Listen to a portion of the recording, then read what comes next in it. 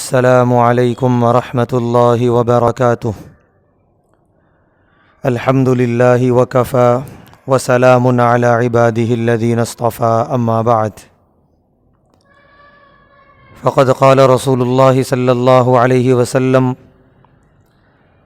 ما بین خلق آدم الی قیام الساعہ امر اکبر من الدجال او کما قال علیہ الصلاۃ والسلام۔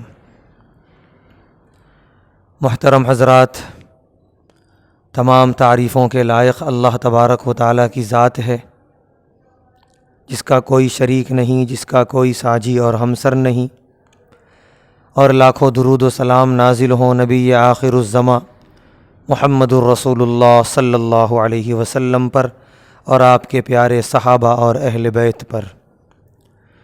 محترم حضرات اور معزز نوجوانان اسلام، آج ایک خاص موضوع پہ آپ حضرات سے گفتگو کرنی ہے۔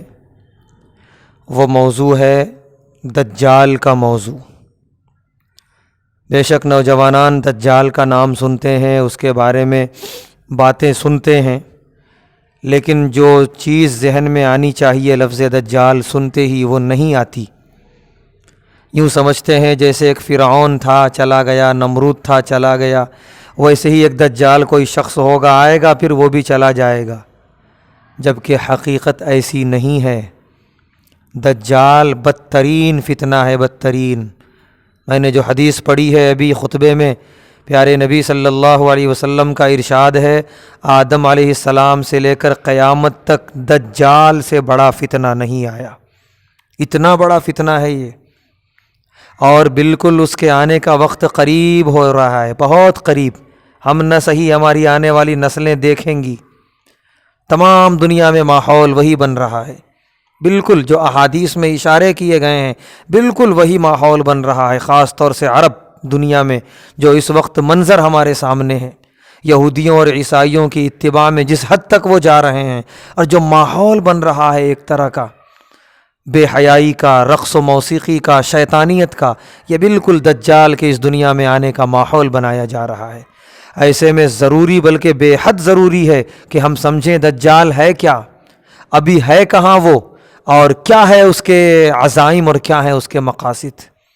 تو بغیر کسی تمہید کے میں اس حدیث شریف کی طرف آتا ہوں جو بڑی طویل ہے دجال کے بارے میں، جو مسلم شریف میں امام مسلم رحمۃ اللہ علیہ نے روایت کی ہے۔ اس کے علاوہ اور بھی بہت سارے راویوں نے وہ حدیث روایت کی ہے۔ حدیث یہ ہے، فاطمہ بنت قیس رضی اللہ تعالی عنہا سے روایت ہے، فرماتی ہیں ایک مرتبہ نماز کے لیے منادی کی گئی مدینہ طیبہ میں۔ منادی مطلب آواز لگائی گئی، حالانکہ آواز تو یعنی اذان تو ہر نماز کے لیے ہوتی تھی، لیکن اس وقت خاص آواز لگائی گئی، خاص طور پہ بلایا گیا صحابہ کو کہ آنا ہے، اور یوں تو آنا ہی ہے نماز کے لیے، لیکن ایک خاص بلاوا ہے پیارے نبی صلی اللہ علیہ وسلم کا، وہ کچھ خاص گفتگو کرنا چاہتے ہیں۔ چنانچہ ساری مسجد نبوی بالکل صحابہ کرام سے بھر گئی، صحابہ اور صحابیات سے۔ نماز کون سی تھی اس کا ذکر تو حدیث میں نہیں ہے، شاید کچھ علماء نے اشارے کیے ہیں کہ وہ عصر کی نماز رہی ہو۔ پیارے نبی صلی اللہ علیہ وسلم نماز پڑھاتے ہی منبر نبوی پہ تشریف لے گئے، اور آپ نے صحابہ سے ایک سوال کیا کہ کیا میں تمہیں نہیں بتاتا تھا دجال ہے؟ کیا میں تمہیں نہیں بتاتا تھا دجال کے فتنے کے بارے میں، تمہیں نہیں ڈراتا تھا؟ صحابہ نے کہا یقیناً آپ ڈراتے تھے، آپ بتاتے تھے۔ اس کے بعد پیارے نبی صلی اللہ علیہ وسلم نے سامنے بیٹھے ایک شخص کی طرف اشارہ کیا کہ پوچھ لو ان سے، یہ دجال سے مل کے آئے ہیں۔ کون تھے وہ؟ حضرت تمیم داری رضی اللہ تعالی عنہ، جو اس وقت ابھی ایمان لائے تھے۔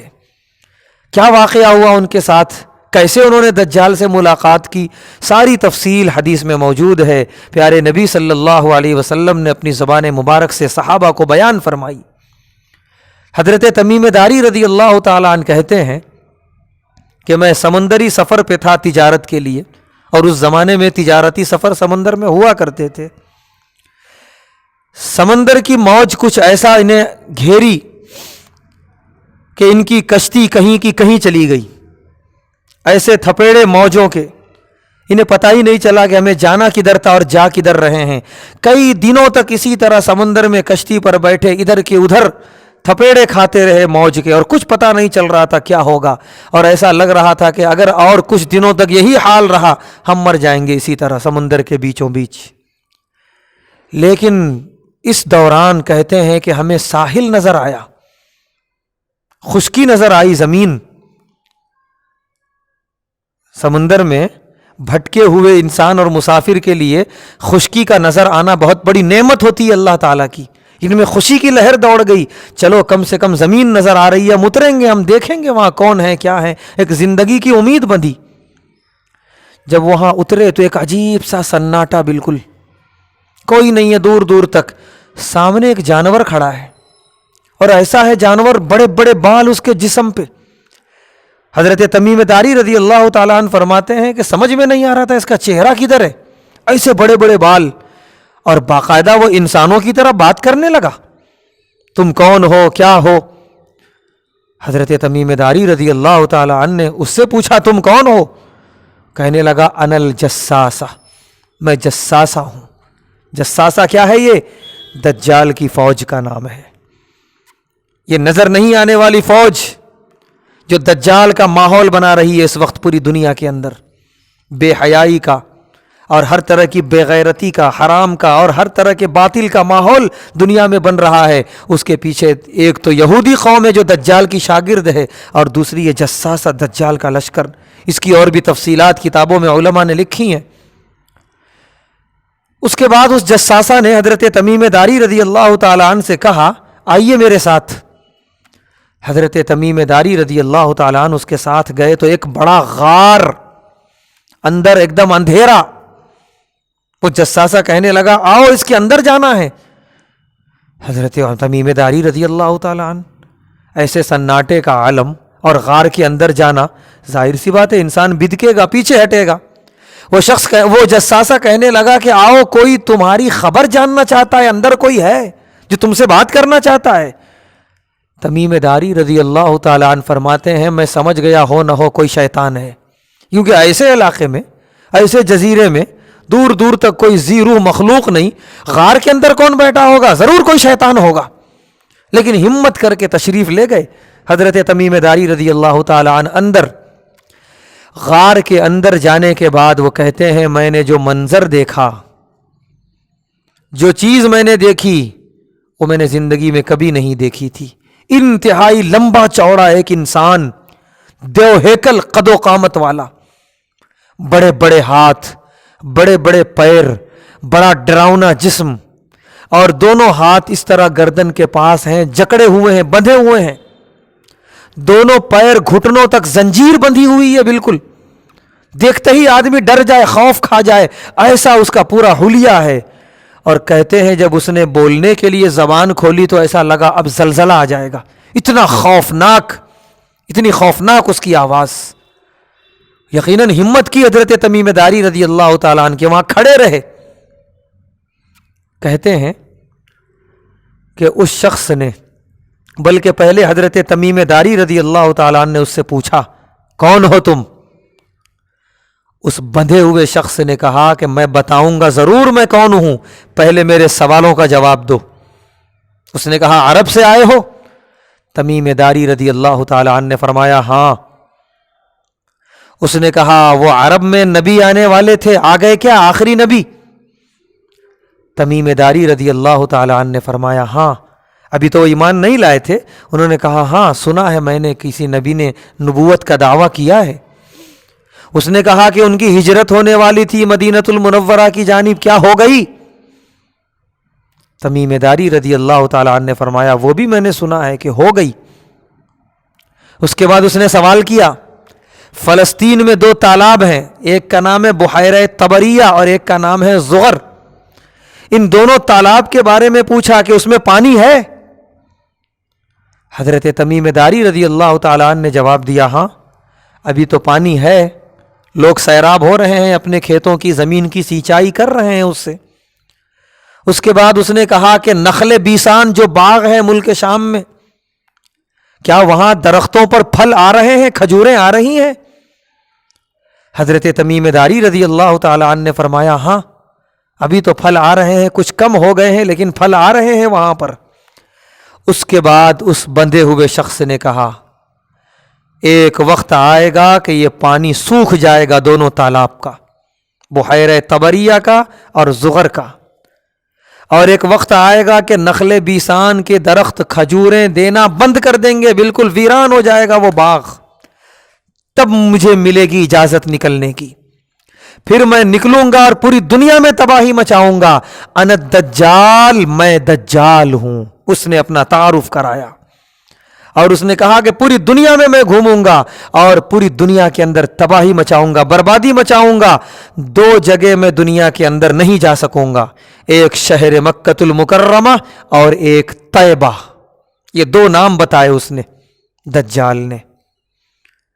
اس کے بعد حضرت تمیم داری رضی اللہ تعالی عنہ وہاں سے واپس تشریف لائے، پھر اپنی کشتی میں بیٹھے، پھر اللہ نے ان کی کشتی وہیں پہنچا دی جہاں سے چلے تھے۔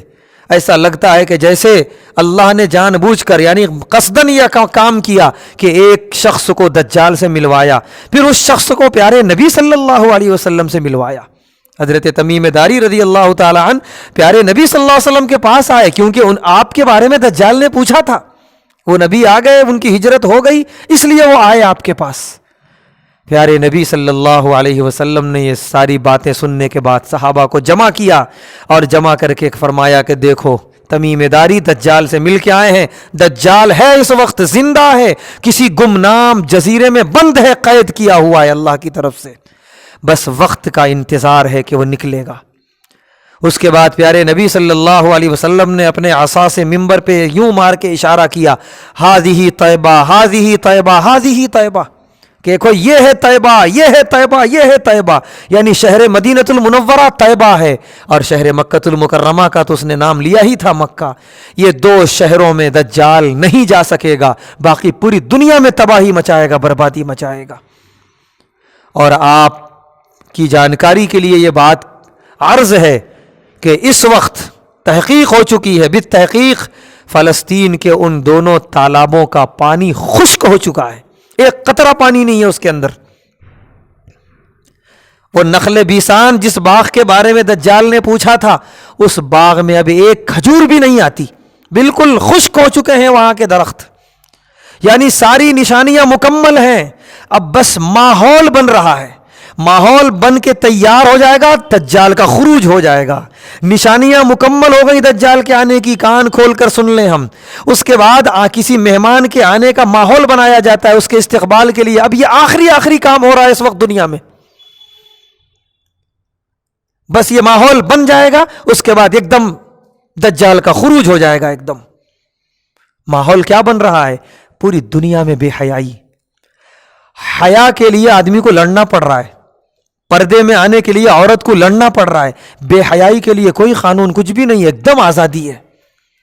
آدمی کو جائز طریقے سے نکاح کرنے کے لیے محنت کرنی پڑ رہی ہے، بڑے جدوجہد کرنے پڑ رہے ہیں، بڑے مسائل سے گزرنا پڑ رہا ہے۔ بے حیائی، زنا اور بدکاری کے لیے کوئی محنت نہیں ہے اس وقت پوری دنیا کے اندر، دجالی ماحول۔ ایک عورت اپنے آپ کو ڈھانکتی ہے تو اس کو عجیب نظروں سے دیکھا جا رہا ہے، اور ایک عورت کھلی جا رہی ہے تو اس کے بارے میں کوئی عیب نہیں سمجھا جا رہا، کوئی معیوب نہیں۔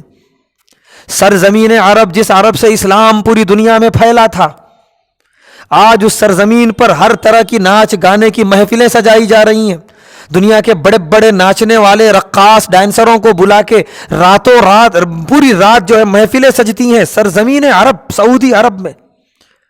یہ کس بات کی دلیل ہے؟ دجال کی آمد کا وقت قریب ہے۔ سعودی عرب میں ایک ایسا شہر بنایا جا رہا ہے جہاں ہر طرح کی آزادی ہوگی، شراب کی، بے حیائی کی، بدکاری کی، کوئی وہاں پر رکاوٹ نہیں ہوگی، بالکل ایک عام اور بہت دنیا کا کہتے ہیں سب سے بڑا پروجیکٹ ہے یہ اس وقت، یہ بہت تیزی سے کام چل رہا ہے اور دنیا کا سب سے مہنگا ہے یہ کام۔ کہاں ہو رہا ہے یہ؟ اس ملک میں، اس سرزمین پر جس سرزمین پر رحمت للعالمین کو مبعوث کیا گیا۔ یہ کیا ہو رہا ہے؟ دجال کے آنے کا ماحول بنایا جا رہا ہے۔ دنیا کے اندر جو حق بولنے والے تھے، جو لوگوں کو بتاتے تھے یہ قرآن ہے، یہ صحیح ہے، وہ جو ہو رہا ہے غلط ہے، یہ قرآن، یہ حدیث ہے، یہ صحیح ہے، وہ جو حکمراں کر رہے ہیں وہ غلط ہے، یہ بتانے والے جتنے تھے اس وقت عرب دنیا میں، مسلم دنیا میں، سب کو جیلوں کے پیچھے ڈھکیل دیا گیا، امر بالمعروف نہی عن المنکر کی زبانیں بند کر دی گئی بالکل، اور جو ہر بات میں جی ہاں کرنے والے، ہر غلط کو صحیح ٹھہرانے والے بالکل آزاد پھر رہے ہیں اس وقت دنیا میں۔ کیا چیز ہے یہ؟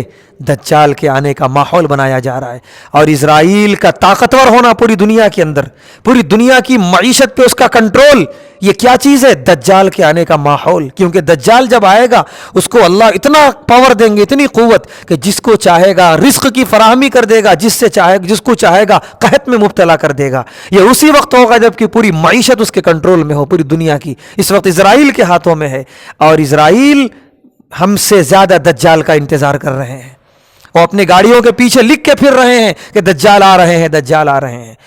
پوری دنیا میں اس وقت ماحول دجال کے آنے کا بنایا جا رہا ہے۔